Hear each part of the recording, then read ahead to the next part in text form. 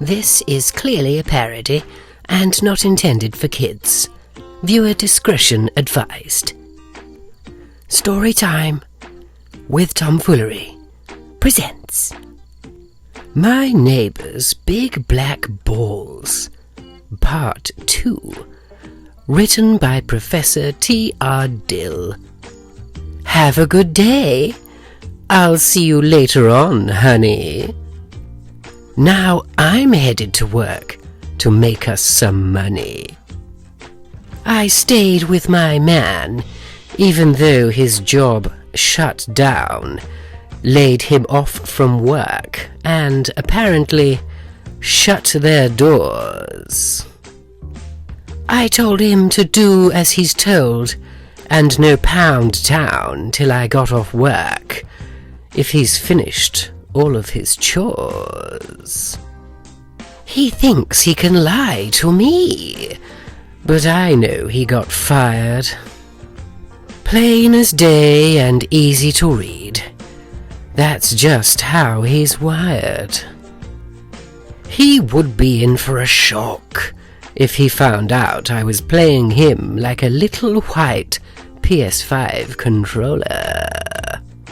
So I park around the block and sneak over to my neighbor's before he cuts the grass with his new lawn mower. My neighbor said to me, "We should hurry, sweet child of mine.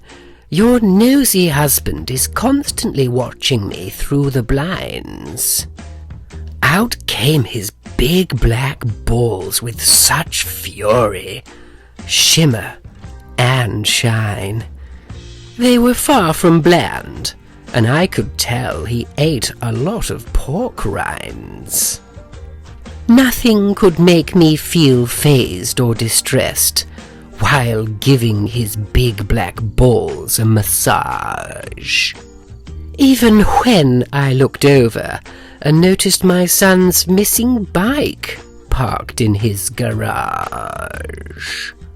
He asked if it would make me sad and frown if he called me something derogative. I asked if I could call him Bobby Brown, seeing as it was his prerogative. "I am really trying hard to be polite," he said. "I always share my big black balls since I got out of jail. Please throw them into my mouth with all your might," I said. "I am nothing at all like my husband, so weak and frail." Oh, what a morning! I'm bristling with good cheer, hammering these big black balls that are sweet as Ferrero Rocher.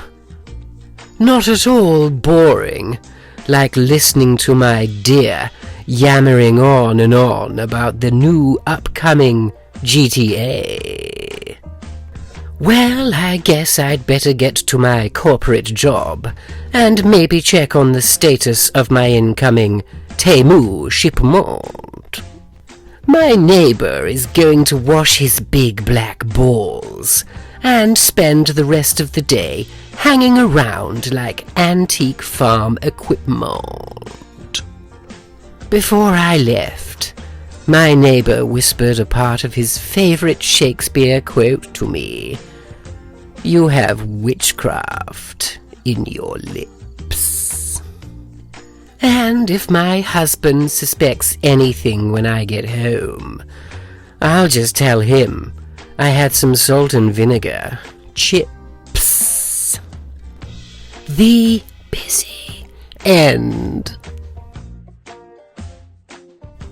My Neighbor's Big Black Balls, Part 2, written by Professor T.R. Dyll, narrated by Tom Foolery. A very special thank you to Professor T.R. Dyll for sending us his latest release. Yet another release from the Professor is coming very soon.